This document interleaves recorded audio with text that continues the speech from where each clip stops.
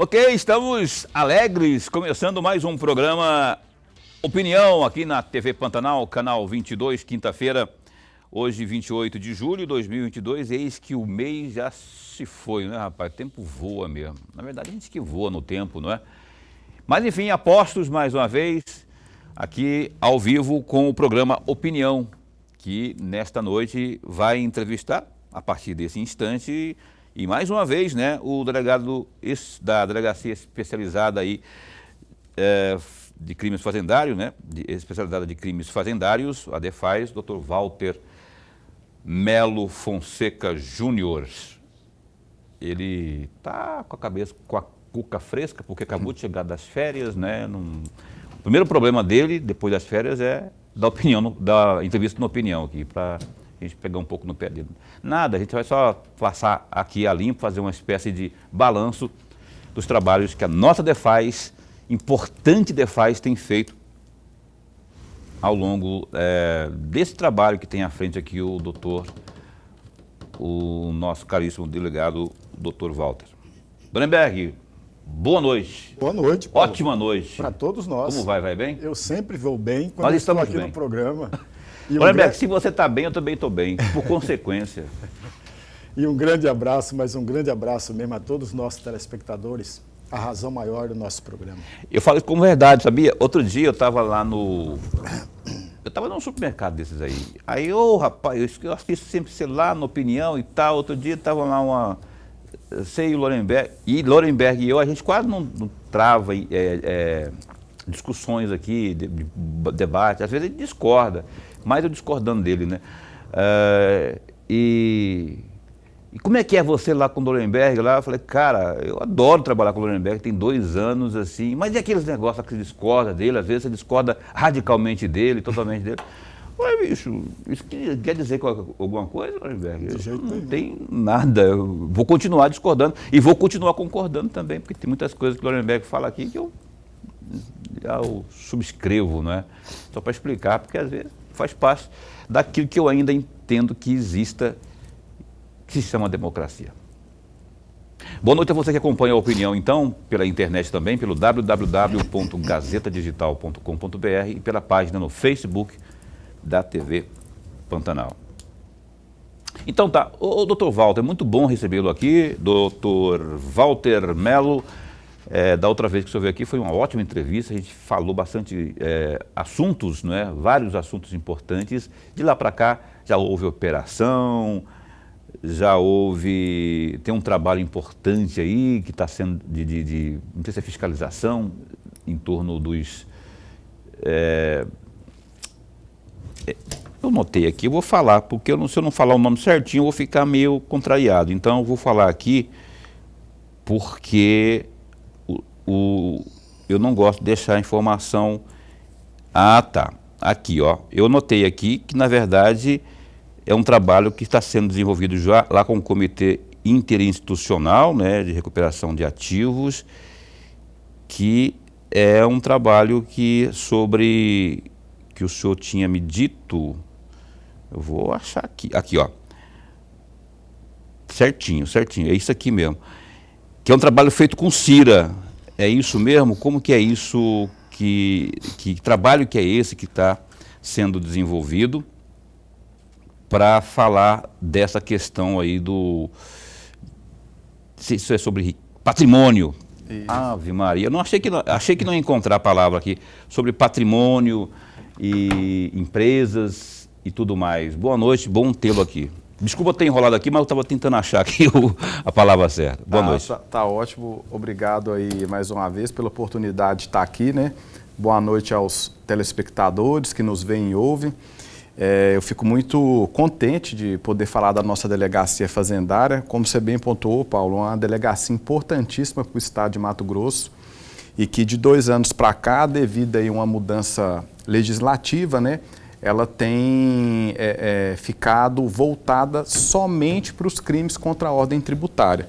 E nesse espectro aí de atuação da unidade, é muito importante que a gente promova não só a investigação, mas também a recuperação dos ativos, né, que deixaram de ser aí pagos ao estado de Mato Grosso.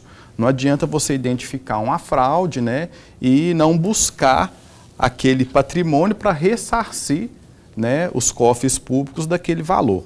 Nesse sentido, a gente passou por uma mudança na dinâmica de trabalho, né, e a delegacia hoje ela se encontra junto lá com o Comitê Interinstitucional de Recuperação de Ativos, né, que é o CIRA, e como você pontuou, nós detectamos, né, ao longo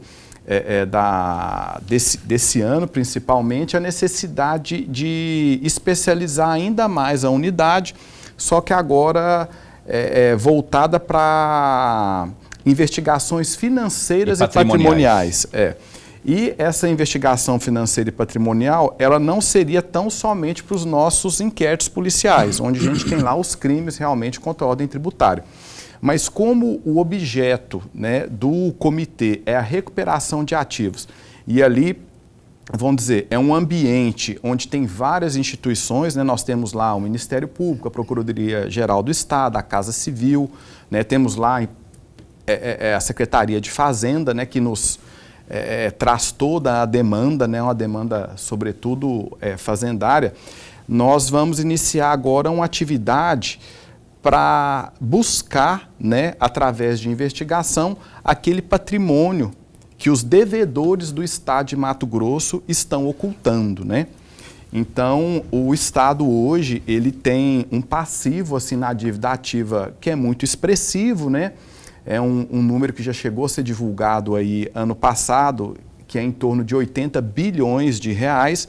A gente sabe que muito desse volume vamos dizer, são valores que não vão ser mais recuperados. É o crédito podre que eles chamam? Existe uma parcela grande, né, nesse número de créditos podres, mas, por outro lado, existe também um volume considerável, né, que a gente ainda não conseguiu quantificar dentro desse montante de 80 bilhões, que nós queremos ajudar a Procuradoria-Geral do Estado a localizar aquele patrimônio do devedor que está passando por uma execução fiscal. E nós entendemos que o ambiente ideal para ser feito isso é no CIRA, né? E é um trabalho que ele é investigativo. Porque hoje os grandes devedores, eles trabalham com a ocultação do patrimônio, né? Então a gente já se deparou com alguns casos lá, a pessoa está com o patrimônio ocultado ali em 3, 4 camadas. São interpostas pessoas, né? Às vezes parentes, às vezes funcionários, pessoas jurídicas que são criadas tão somente para ter uma procuração de um imóvel ou para poder ter um veículo no nome. E são formas de fraudar as execuções fiscais, né? Então, a gente detectando ali dentro do ambiente do CIRA essa necessidade do Estado poder apontar onde que está o patrimônio daquele devedor que está sendo executado, né, lá na vara da Fazenda Pública, a gente precisa realmente aí de investigação. E agora nós iniciamos esse trabalho, é ainda um projeto piloto, porque a gente está capacitando os policiais para desenvolver esse tipo de atividade, mas nós acreditamos aí que vamos ter muito sucesso, né, nessa nova, vamos dizer, nesse novo produto que a Polícia Civil dentro do CIRA vai poder entregar para o Estado. Quando o senhor fala capacitando os policiais, aqui que eu imagino que seja algo mais complexo de desenvolver, né, um tipo de trabalho mais complexo de desenvolver, que envolve tecnologia, que envolve, enfim, um envolvimento mais... Envolve envolvimento é bom também, né? Que envolve um trabalho de maior empenho. Como que seria isso, assim?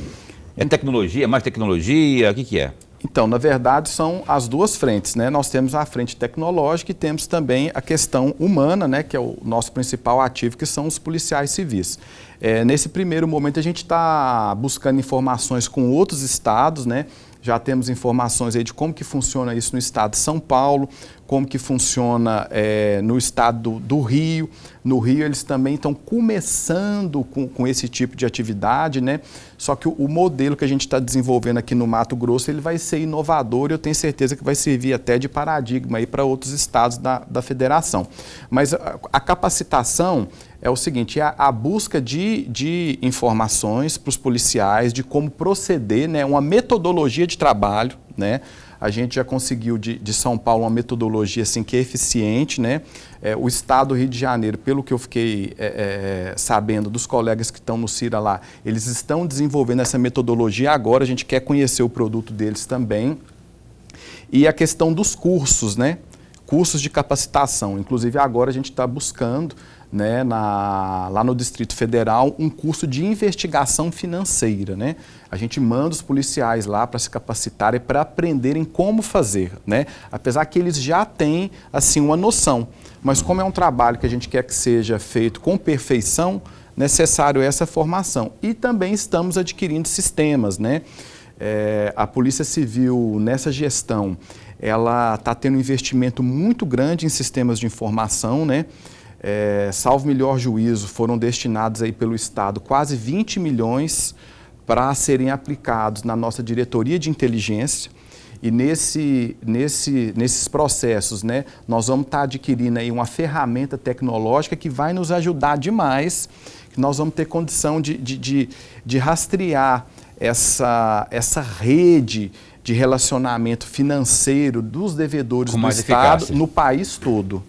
É uma ferramenta que, se Deus permitir, deve estar chegando para nós, eu acredito, em torno aí de uns 3, 4 meses. O secretário de Estado de Segurança esteve aqui, o Bustamante, falando justamente isso, né, da preocupação desse governo, da gestão atual, né, de investir muito em tecnologia para possibilitar esse tipo de ação como essa citada pelo doutor Walter Lorenberg.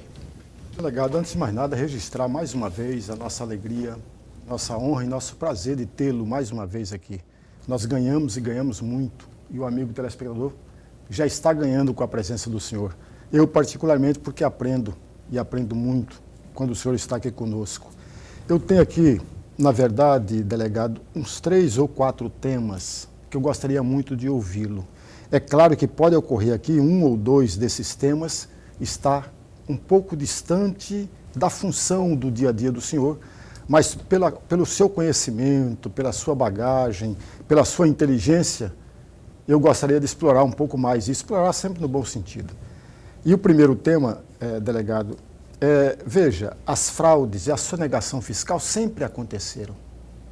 A gente pode ir muito lá no pretérito mesmo, muito distante, nós vamos encontrar as fraudes e sonegação fiscal. Sempre vamos encontrar isso.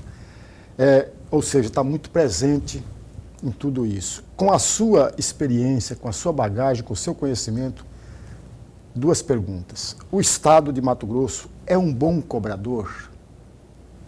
A segunda questão, o Estado de Mato Grosso sempre, é uma pergunta, não é uma afirmação, sempre pune com firmeza os fraudadores e sonegadores identificados?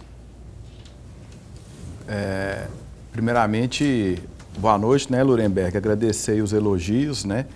E a recíproca é verdadeira. Eu gosto muito de estar aqui com vocês, né? Aprendo também dentro aqui desse debate.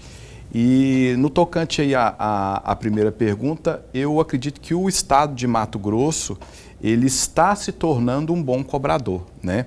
Nós temos evoluído muito aí no aspecto tecnológico, né? E a nossa unidade, né, a Delegacia Fazendária, a gente vê ela como um órgão assim, de apoio à Secretaria de Fazenda. Porque muitas vezes ali os fiscais, né, eles não vão conseguir identificar alguns criminosos, que é uma atividade realmente de polícia, né? E o que a gente tem visto, principalmente nessa gestão, é que a Secretaria ela tem evoluído na questão dos procedimentos internos, né? Ela tem evoluído na aquisição de tecnologia, né? E para aprimorar ainda mais esse trabalho, nós temos hoje grupos temáticos, né, entre a Secretaria de Fazenda e a Polícia Civil para melhorar ainda mais essa atividade, né? Hoje nós temos lá 2 grupos, né, que são voltados especificamente para melhorar o Estado enquanto cobrador. São grupos técnicos, né, que tem vários fiscais, delegados de polícia, onde a gente está tratando de ampliar o acesso à delegacia fazendária aos sistemas fazendários, né, para a gente poder ser mais efetivo na identificação dos sonegadores e passar essas informações para a Secretaria de Fazenda de uma forma mais densa. E temos também um grupo de trabalho que está atuando na modificação das normas internas, né, de trâmite de informação para a gente desburocratizar o relacionamento da Secretaria de Fazenda, não só com a Polícia Civil, mas com os demais órgãos aí de persecução penal. Então, isso aí vai ao encontro, né, do que você falou, assim, o Estado hoje, ele está se aperfeiçoando. Eu acredito que a gente, comparado com outros estados da federação, a gente está bem, né? E no tocante às fraudes, né, os sonegadores que são identificados, eles são sim punidos, né? Aí a punição ela vai ter dois aspectos, tem um aspecto patrimonial, que vai ser o sequestro de bens, né? E a questão também da pena. Infelizmente, né, nos crimes contra a ordem tributária, a pena ela é uma pena que hoje, né, vai de 1 a 5 anos, é uma pena assim, que não é muito efetiva, é difícil você ter prisões, né? Então, a gente entende que no combate aos crimes contra a ordem tributária, a gente tem que atacar o patrimônio do sonegador, né? Aquilo que ele recebeu de forma ilícita, a gente tem que identificar e, vamos dizer, fazer o sequestro daquele bem para poder garantir ali uma execução futura. Então, assim, os sonegadores, eles têm sido identificados e isso é lógico que é dentro de uma capacidade operacional da administração pública. Eu falo de administração pública como um todo, não é só a Polícia Civil. Porque muitas vezes o cidadão ele acredita que o Estado tem a capacidade de identificar todo tipo de irregularidade. E, na verdade, isso não é possível, porque nós temos limitações estruturais, né? Ainda não estamos no ideal. Mas dentro da nossa capacidade, né, de identificar, a gente faz da melhor forma possível e busca ali os bloqueios patrimoniais. Temos um ou outro caso ali de prisões, como a pena é uma pena branda, nós acreditamos. Fica difícil você ter ali a segregação do sonegador, mas você consegue, muitas vezes, impedir que ele continue naquela atividade. Um contador suspenso, né? São rotinas ali da delegacia para punir realmente quem está praticando crime contra a ordem tributária. Olha só, como é que está hoje o material humano? Assim, porque a gente falou de tecnologia, que é importante, mas sem o policial ali, o investigador propriamente, ele não vai ser substituído nunca na minha avaliação, assim, porque é necessário que se tenha ali o bom policial. Eu defendo isso que o senhor falou aí, de trabalhar o aprimoramento, os cursos, capacitação. Mas como é que está hoje em termos o lotacionograma, como é que está hoje em termos de policiais, o efetivo da sua delegacia hoje? Teve um concurso aí, que a expectativa era que mais pessoas fossem agregadas ao quadro. Como é que está isso? Olha, a nossa unidade hoje, eu acredito que nós temos um número satisfatório de delegados. São quantos? Né? Estamos em 4 delegados, né? Esse número ele atende, porque como a delegacia está dentro de uma estrutura maior que tem outros órgãos, a gente conta com assessoria técnica muito boa. Então, assim, os delegados, tecnicamente, a gente consegue produzir muito e damos conta, sim, do que temos de demandas, né? O número de escrivães hoje, ele está um pouco aquém do necessário, né? E o maior gargalo da delegacia é o número de investigadores, né? E o investigador, você fala assim, mas no crime contra a ordem tributária precisa da atividade de campo? Assim, precisa.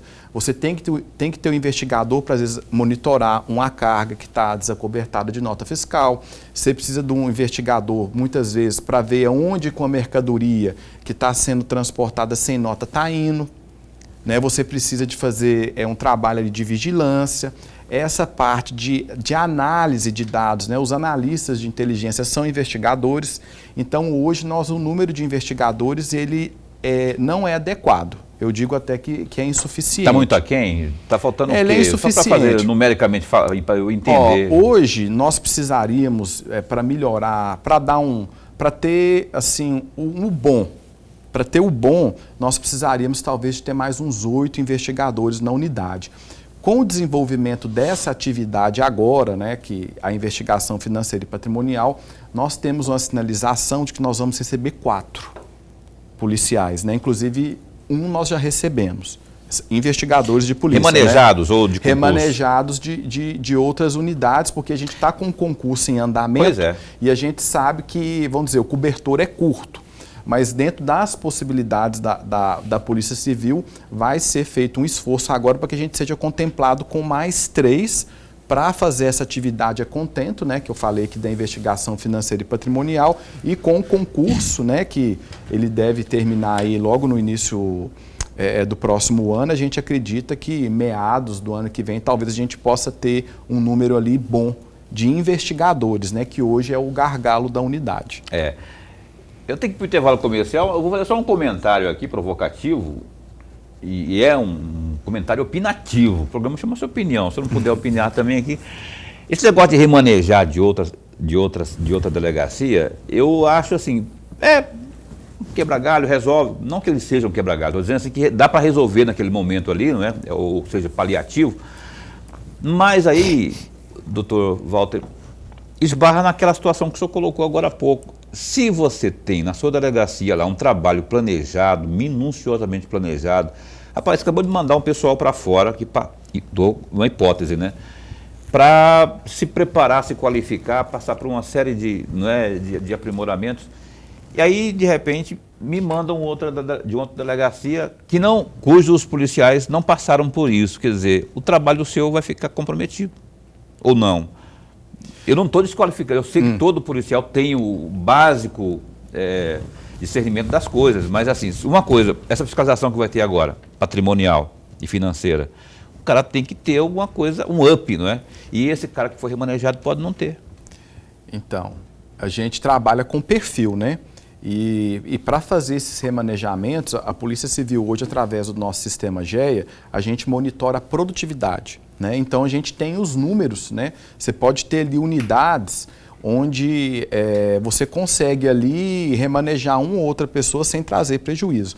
E os policiais que a gente capacita, né, na delegacia fazendária, a gente tem uma expectativa que eles voltem como agente multiplicador daquele conhecimento, né?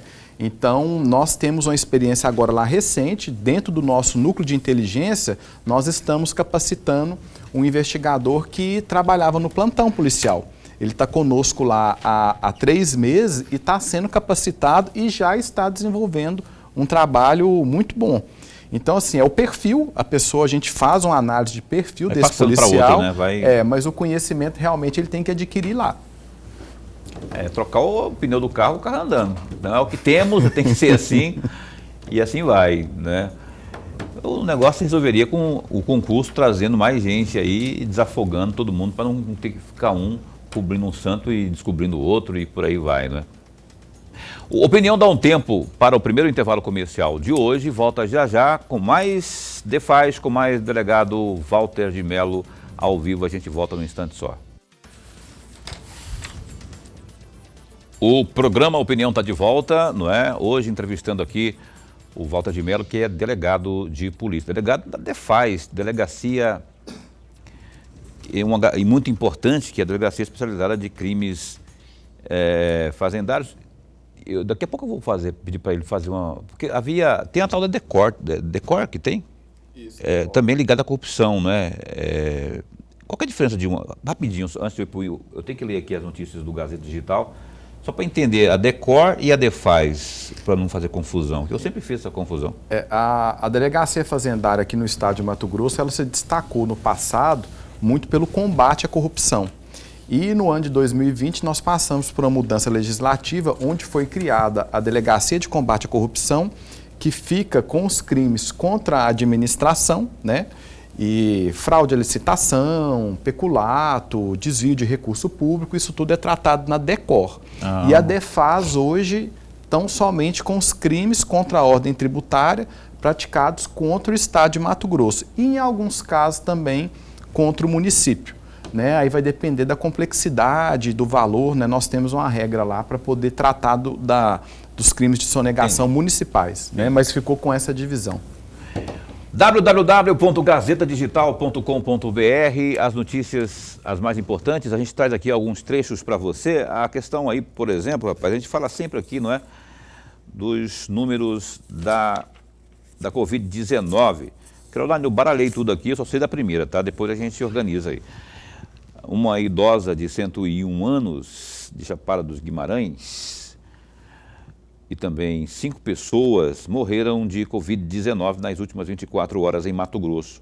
O dado consta do painel epidemiológico atualizado nesta quinta, dia 28. O painel é atualizado diariamente com informações compiladas pela Secretaria de Estado de Saúde. Na edição mais recente, Mato Grosso passou a contabilizar 817.392 contágios, dos quais em 790.450 as pessoas se recuperaram. Contudo, outras 11.105 pessoas seguem em monitoramento por conta da doença. Além disso, há também 391 pessoas internadas, o que faz com que a taxa de ocupação das UTIs esteja aí em 62,92% e o número relacionado às enfermarias é de 13%. O Ministério Público denunciou nesta quinta, dia 28, o tenente-coronel da Polícia Militar e também vereador Marcos Pacola, do Republicanos, pela morte do agente socioeducativo Alexandre Miyagawa, de 41 anos. O Pacola matou Miyagawa com 3 tiros nas costas na noite de 1º de julho passado, ali na região do bairro Quilombo, não é? Então, de acordo com o Ministério Público, o Pacola colocou-se na posição de autoridade para, entre aspas, colocar ordem na situação, o que resultou em uma desnecessária execução da vítima. O órgão pediu também a suspensão do porte de arma do parlamentar, abre aspas, devendo o mesmo se abster de portar qualquer arma de fogo sob pena de conversão da cautelar em outra mais gravosa, fecha aspas. E de acordo com a denúncia, Pacola agiu por motivo torpe na intenção de projetar sua imagem como alguém que, abre aspas, elimina a vida de supostos malfeitores e revela coragem e destemor no combate a supostos agressores de mulheres, fecha aspas. E um outro destaque também do Gazeta Digital, a Secretaria Municipal de Saúde de Cuiabá informou nesta quinta, dia 28, que monitora 2 casos suspeitos de varíola dos macacos em Cuiabá. De acordo com a pasta, trata-se de 2 homens, não é? Um de 29 anos e o outro de 34, que têm lesões características da doença, mas sem nenhuma complexidade. De acordo com o informativo divulgado nesta quinta, dia 28, os 2 pacientes estiveram em viagem na região sudeste do Brasil no prazo de 21 dias anteriores ao aparecimento dos sintomas. Não foi informado o estado ou quais estados eles visitaram. Eles apresentaram sintomas da doença, como dor de cabeça, início de febre acima de 38 graus, inchaços, dores musculares e também no corpo, além de dor nas costas e fraqueza profunda. Mais detalhes sobre esse assunto aí no www.gazetadigital.com.br. Tomara mesmo que não tenhamos mais notícias ruins sobre essa nova doença, que isso não se prolifere e fique por aí mesmo, né? Orenberg, eu quero dar uma pincelada aqui, rapaz, nós de ver que eu estava observando esse cenário político aqui do estado de Mato Grosso Eu estava falando ontem que o prefeito Emanuel vem aqui na segunda-feira, né? A mulher dele, eu te perguntei ontem, até dei a sua opinião sobre isso, ela pode fazer, na sua avaliação, pode fazer o Neyri Geller rever alguma coisa nesse projeto dele aí, ou senão vai baralhar tudo aí, porque o Neyri vai insistir, na minha opinião, ele vai insistir na candidatura ao Senado, né? Mas com apoio de quem, né? Se ele bater duro, como ele insinuou ontem, não. O combinado foi que ela seria minha suplente, minha primeira suplente. Se o negócio degringolar por lá também, ele vai ficar meio que... Como é que você avalia isso aí? Paulo, é preciso a gente fazer duas observações necessárias para que o amigo telespectador possa entender o jogo político eleitoral que está se dando. A primeira delas, veja, não se tem nenhuma dúvida qual é a chapa do governador, ainda que ele não tenha dito, mas a chapa nós sabemos, que é o governador, o Pivetta, vice-governador, o Wellington, senador, o primeiro suplente, o Mauro Carvalho. Aliás, nós falamos essa chapa há muito tempo. Faz tempo. Lembrei que está cantando essa pedra aí faz muito tempo. Há muito tempo. Olha, imaginemos, amigos, vamos ficar clareza para nós. O Wellington, senador, Mauro Carvalho, primeiro suplente, e o Cidinho, segundo suplente. É uma boa equipe. Convenhamos, é uma boa equipe. Sim. Abrindo um pequeno parênteses, amigos, veja, houve muitas ocasiões, mas muitas ocasiões, que o suplente é o financiador de campanha do candidato ao Senado. Nós já vimos esse filme muitas e muitas vezes. Quer um exemplo só? Quando o Jonas Pinheiro saiu candidato ao Senado, ele trouxe para junto, como primeiro suplente, o Mário Maggi, para financiar a campanha. Isso é muito comum no Brasil. É uma moeda de troca? Eu acho errado isso. Assim, daqui, do meu patamar, de quem só... acho que não poderia ser assim, porque senão fica muito... Basta ter dinheiro para ser suplente aí, né? É desigual o jogo, Paulo. Não é justo. A maior briga que nós temos todo é de fazer o jogo político eleitoral mais iguais. É claro e evidente que nós não vamos conseguir isso nunca, mas diminuir a desigualdade é uma tarefa nossa, do conjunto da sociedade também. Mas existe um outro momento que o candidato a suplente da primeira à segunda suplência não tem dinheiro para bancar a campanha, mas entra exatamente para ajudar e trazer votos para o candidato ao Senado. Aquela equipe que eu falei é muito boa. O Wellington, Mauro Carvalho e o Cidinho. Vai trazer votos para o Wellington. O outro lado, que não tem também a possibilidade de ter um grande financiador, porque esse não existe ainda no jogo, ainda não existe no jogo, tem que montar uma boa equipe para trazer também dividendos eleitorais e voto para ele. Então veja, ora, o Neyri é um grande candidato, mas precisa de dois grandes suplentes. A Márcia, dona Márcia, como primeira suplência, poderia muito bem ajudar o Neyri para conquistar votos, em especial na região nossa que o Neyri não tem tanto acesso. E veja, amigos, são 428.350 votos, eleitores. Aqui na Várzea Grande, um pouco mais de 178 mil votos. Portanto, alguém na primeira suplência que tem a possibilidade de conquistar um número maior de votos, vai formar essa equipe muito bem. Então ajudaria muito. E aí a queixa do Neyri tem sentido, amigos. Ele tem que montar uma boa equipe para poder conquistar votos, enquanto os outros já estão montando a sua boa equipe também.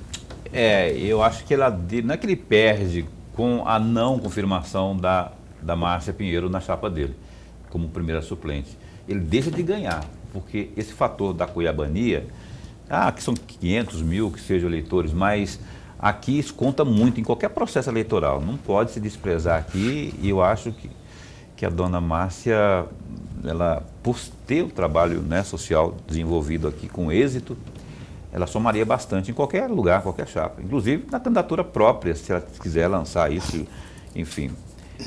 O Opinião de hoje está entrevistando aqui o delegado Walter Melo. Doutor Walter, Bomba Fantasma foi uma operação importante que teve agora há pouco eu falo no mês de junho. Eu queria que você fizesse um balanço dela. Eu achei muito importante, especialmente nesses tempos onde não se pode, ou não estava se podendo confiar muito nos postos de combustível. Eu queria que o senhor fizesse um balanço. Qual foi o grande ganho dessa contribuição dessa operação? Essa operação importante, né, da delegacia, foram ali mais de 30 ordens judiciais, né? Salvo engano, foram 14 mandados de busca, suspensão de atividade comercial, sequestro de contas correntes, de sequestro de bens, inclusive imóveis, né? Essa operação teve esse nome, Bomba Fantasma, porque nós identificamos, né, em conjunto com a Secretaria de Fazenda, né? É importante ressaltar, essa fraude ela foi descoberta pela Cefaz, que começou a trazer as informações para a Delegacia Fazendária, e ali detectou-se, né, que um grupo econômico aqui do estado de Mato Grosso, do setor de combustíveis, aliado com transportadoras, estava criando postos fantasmas, postos de combustíveis fantasmas, para emissão de notas fiscais. Aí você vira e fala, mas peraí, mas como que você cria um posto fantasma para emitir nota? Qual que é o sentido disso? O combustível ele tem uma dinâmica da tributação que ele sai tributado da distribuidora, né?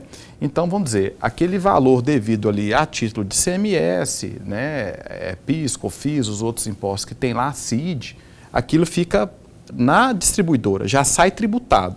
Então, quando você tem um posto de combustível, que naquela atividade de escrituração dele, ele emite uma nota de uma venda de combustível e lança lá, eu estou vendendo aqui 100 mil litros de combustível para a transportadora fulana e eu estou fazendo um destaque aqui de ICMS. Aí seria um caso de, em tese, uma bitributação, porque já foi taxado na distribuidora, então quando ele emite aquela nota e faz aquele destaque, ele cria um crédito fictício. Por quê? Porque aquele valor que, em tese, seria recolhido a título de ICMS, ele já foi pago na distribuição. Então, se ele está destacando para fazer um novo recolhimento, aquilo gera um crédito. Contabilmente, as transportadoras investigadas, eles pegavam esse crédito falso e utilizavam na contabilidade delas para deixar de recolher o nosso ICMS. E foi detectado, né? Essa operação, a primeira fase dela, nós trabalhamos só com o ano de 2018 e só no ano de 2018 foram mais de 40 milhões de reais sonegados, né? Através desse aproveitamento de crédito. Quantos milhões? Mais de 40 milhões. E recuperação disso? Aí agora nós estamos quantificando, né, com os imóveis que foram sequestrados, veículos, e ainda nós não tivemos o retorno do que foi sequestrado nas contas correntes. Mas já houve então um sequestro, né, daquele pessoal de 2018? Dos valores de 2018 a gente já entrou com as medidas de sequestro, só que aí eu ainda não posso quantificar qual o valor já que está recuperado, né? Mas esses mais de 40 milhões, salvo engano, são 42, né? É o 42 ou 44. É só relativo ao ano de 2018, né? Isso foi só, vamos dizer, a primeira incursão aí que a delegacia fez. Aí nós vamos partir para frente. Quer dizer, uma operação que ela pode ser desmembrada. Com certeza, ter outros criminosos aí identificados, né? Mas é um sistema ali de aproveitamento de crédito. É uma fraude contábil que redundava em sonegação fiscal. Bitributação. 2018, então... Será que vamos ter... Imagina que não. 2019, 2020, até chegar. Porque parece, eu não duvido de nada, que tenhamos aí... Que o pessoal continua... Os malas continuam de plantão aí. Tem mala para tudo aí, né? O cara que acha que vai se dar bem. Felizmente, tem instituições importantes como a nossa Defaz aqui. E que está atenta nesse... Tem um telefone para denúncia, assim, específico lá, não? Então, nós criamos agora recentemente, né, um disque denúncia para sonegação fiscal. Foi Você até tem de cabeça aí? Muito divulgado, de cabeça eu não tenho, mas deixa no intervalo comercial aqui, vamos para o intervalo, aí o senhor Lorenberg vai abrir perguntando, porque ele ficou meio calado nesse bloco, agarramos falar de política também aqui, mas aí a gente fala também um número para que você possa denunciar, caso seja o caso. Caso seja o caso, é bom também, né? Caso haja necessidade. Opinião, dá um tempinho só e volta num instante só. O Opinião está de volta aqui, último bloco. O entrevistado de hoje, o Walter Melo. para ser mais exato, Walter Melo Fonseca Júnior, de Patos de Minas para o mundo. Está aqui conosco hoje, depois de umas férias aí, né, doutor? Eu queria que o senhor falasse aqui o telefone que eu pedi. Tem o Disque Denúncia para Crimes Fazendários. Atenção você que está assistindo a opinião aí. Está desconfiado de alguma coisa, ou, na verdade, mais do que isso, tem que ter, evidentemente, provas, né, para não ficar fazendo denúncia vazia. Tem provas do que você considera como informação? Denuncie nesse número que eu vou passar aqui agora, que é o 99987-0390. Vou repetir aqui para você anotar aí. Crimes fazendários, tá? 99987-0390. E é mais do que um número telefônico, você pode adicionar aí também, ele vai abrir também no seu WhatsApp. E aí, falei das provas, lembra? Tem alguma coisa, vai lá, tira uma fotinha ou vídeo que mande por esse WhatsApp aí, que ele será alvo de análise, evidentemente, da DEFAS e possível investigação, como parece que já tem, né? Já, o número é novo, mas eu só estava falando aqui no intervalo que já tem. Sim, esse foi uma ideia do coordenador do núcleo de inteligência da delegacia, né, que é o Dr. Rafael. Ele lançou aí esse numeral e a gente já recebeu denúncias interessantes, né, de fatos que se tornaram investigações na delegacia. E a gente está com esse numeral aí, cerca de 20 dias que a gente fez o lançamento desse Disque Denúncia, e já aportou lá algumas informações assim, bem interessantes, né? Então a gente reforça aí o pedido para que o cidadão que tiver notícia de sonegação fiscal, né, que utilize esse número para poder fazer as denúncias, e pode anexar ali foto, eventualmente um vídeo ou mandar um áudio, né? O sigilo é absoluto. Essa informação ela é tratada no núcleo de inteligência da delegacia, que faz ali uma verificação da pertinência dessa informação, né? Porque é muito comum, infelizmente, a gente às vezes recebe denúncias que são falsas, né? Mas o nosso núcleo faz esse primeiro trabalho e depois encaminha ali para os delegados poderem ver que tipo de investigação que vai ser realizada. Daqui a pouquinho eu repito esse número aí para você fazer a denúncia, né? Pedir também para a produção se a gente consegue colocar no rodapé, senão eu vou continuar repetindo até o final deste bloco, que é o final do programa, para que você memorize esse número importante que é o Disque Denúncia para Crimes Fazendários lá da DEFAS. Dorenberg. Delegado, em maio de 2021, o senhor esteve lá na CPI de sonegação fiscal pela primeira vez. O senhor esteve lá 2 vezes, mas em maio foi a primeira vez que o senhor esteve na CPI de sonegação fiscal. O senhor falou sobre as operações de crédito podre na oportunidade.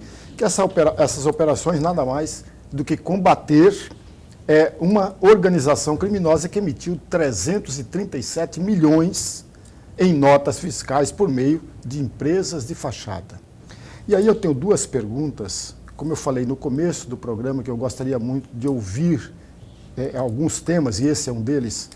2 perguntas, vou fazer as 2 juntas. Em algum momento ocorreu a punição dessas pessoas? Em algum momento ocorreu a punição dessas pessoas? Essa é a primeira pergunta. A segunda pergunta, descobrir um crime, identificar a fraude, mas não punir os seus autores, não traz ao Estado, delegado, uma sensação de impotência, de incapacidade e de fracasso? Bem pertinente a sua pergunta. Em relação a crédito podre, ela investigou ali uma série de crimes, né? Não só a sonegação fiscal, que também foi praticada através de um sistema de aproveitamento de crédito. Era uma fraude bem complexa, que o Estado ele tinha um sistema que era o PAC-RUC, que foi, inclusive, depois dessa operação, foi extinto pela Cefaz, né? Mas ali foi identificado uma gama de envolvidos, inclusive o notório Wagner Florencio, né? Que, infelizmente, posteriormente, ele foi vítima aí de um homicídio, né? Mas vários dos integrantes dessa organização criminosa, eles foram presos, né? Ficaram presos preventivamente por algum tempo. E a crédito podre, né, ela é dada ali o número de empresas e de envolvidos, você tem uma ação penal hoje, né, que está em trâmite lá na 7ª Vara, contra vários desses envolvidos, e a partir da Crédito Podre, você teve outras investigações. Então, nós ainda temos algumas investigações na Defaz, que são produto ali da Crédito Podre, que você está partindo ali para tradings, né, para corretores de grãos, para outras pessoas que se utilizaram daquele esquema fraudulento, que também era de emissão de notas, né? Só que ali na oportunidade, muitas vezes a nota era gerada para cobertar uma operação real, ou seja, uma nota fria que servia para se comprovar ali a regularidade fiscal num transporte de carga, né? E você tinha ali um sistema que muitas vezes naquele transporte, aquela nota, ela não tinha o destaque do ICMS, tinha um aproveitamento de crédito de uma outra nota fria. Então era algo bem complexo, né, que não dá para eu traduzir aqui nesse momento para o telespectador, mas enfim, aquele pessoal, vários foram presos, ficaram presos preventivamente um bom tempo, e nós temos a ação penal lá que está em curso, né, e temos também outras investigações que são desdobramento dela. No tocante à questão da incapacidade, muitas vezes, do Estado punir, isso é algo bem complexo, né? Porque você passa pelo problema da legislação. A legislação, infelizmente, ao meu ver, é uma legislação que privilegia muito a liberdade, e ao privilegiar a liberdade, você cria uma sensação de impunidade, porque o cidadão não vê as pessoas sendo presas. Então, vou dizer, isso é um problema que o Congresso Nacional tem que resolver. E a gente sabe que o cidadão, nós todos, né, nós temos uma expectativa que o criminoso ele seja punido e que ele fique preso. Só que a gente trabalha dentro de uma legalidade. E nós temos um outro aspecto também que é jurisprudencial, o entendimento dos tribunais, né? Então, o Brasil... nos últimos 20 anos, né, eu falo por experiência própria, porque eu entrei na polícia com 19 anos de idade e eu percebia que lá no início da minha carreira as pessoas ficavam presas por períodos maiores.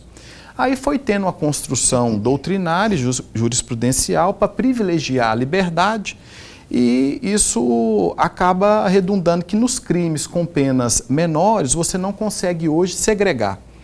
Você consegue segregar só naqueles crimes mais graves, né, com violência, com grave ameaça, ou quando a pessoa já é reincidente ali por várias vezes. E muitas vezes isso aí acaba trazendo para o cidadão a sensação de que o Estado não está punindo e que aquelas pessoas estão, vamos dizer, de certa forma, se vendo ali livres, né, apesar de ter praticado um fato delituoso. Então, vamos dizer, isso é algo que passa por vamos dizer, você tem que repensar todo o sistema. Aí é o sistema legislativo, é o sistema policial, é o sistema jurídico, né? Isso é algo assim muito complexo para a gente poder atender o anseio aí dos nossos cidadãos, né? Mas eu concordo, realmente tem essa sensação, mas é um problema legal, né? Eu falei agora há pouco do contato, né? O Disque Denúncia para Crimes Fazendários, está aí na tela já, a produção aqui é muito ágil, né? Agradecer aí ao pessoal que esse número aí, ó, tem alguma denúncia para fazer? É esse que está na tela aí, 99987-0390. Tem o WhatsApp também, tem sim senhor, você pode mandar, inclusive, como disse aqui o Dr. Walter, fotos, vídeos e áudios que contribuam com a denúncia, que contribuam com esse trabalho a ser desenvolvido pela Defaz no processo de investigação. Tá certo? Lorenberg, por favor, continue aí com a sua lista de perguntas, que o programa está acabando. Delegado, no primeiro bloco, em meados do primeiro bloco, o senhor falava de que tem lá na delegacia do senhor 4 delegados. E esse é um número bom, de acordo com a avaliação do senhor. E esperava ter mais 8 investigadores. E aí vem a minha pergunta. Ora, se o senhor esperava 8 investigadores e vão aparecer apenas 4, qual é o número que existe hoje de investigadores e qual é o número de escrivão que existem hoje na delegacia do senhor? E aí, completando essa mesma pergunta, lá no Comitê Internacional de Recuperação de Ativos. Interinstitucional. Interinstitucional. Você falou internacional, ele é só do Brasil. Perdoe. Nesse comitê, quantos integrantes existem? São números suficientes, tanto no comitê quanto na delegacia, ou não?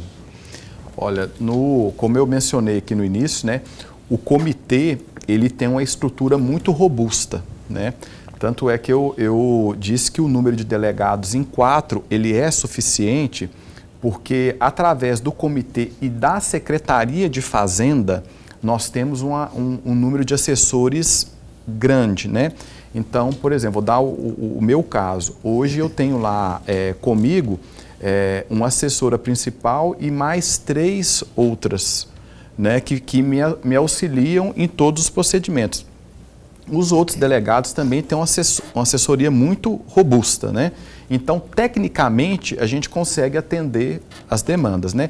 Investigadores hoje na unidade, nós temos 12 investigadores na delegacia. Que é um número pequeno, que você falou. Que é um número pequeno. E escrivães, nós temos 6 escrivães hoje, né, atuando lá.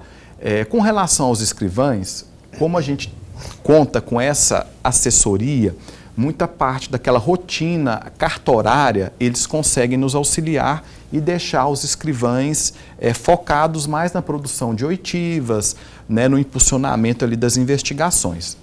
E o gargalo é realmente esse número de investigadores, né? A gente, com essa nova atividade da investigação patrimonial, a gente está com a expectativa de receber 4, um já foi, então assim, estão faltando 3, né, do número que foi sinalizado para nós.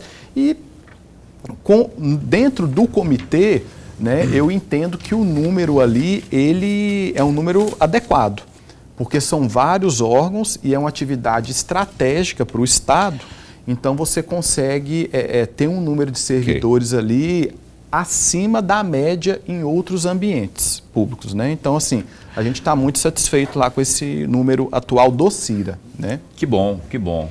Mas que vai melhorar, viu? Tem que estar chegando gente aí do concurso, vai melhorar com certeza aí, além da tecnologia, o material humano que eu chamo, que são os servidores, são os investigadores lá, especialmente investigadores. Ô, doutor Walter, queríamos, Lorenberg e eu, continuar aqui, mas não temos mais tempo. Agradecer ao senhor somente por ter mais uma vez atendido ao nosso convite. Obrigado por ter vindo. Uma satisfação estar aqui, né, falando aí para o seu público, né, nos colocamos à disposição e reiteramos o pedido aí da utilização do nosso Disque Denúncia.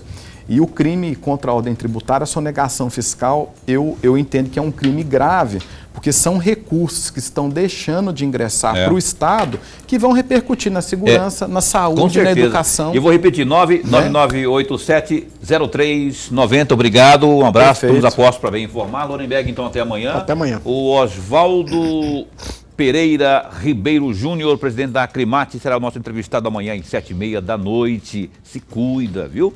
Até amanhã, fica bem, fica com Deus também.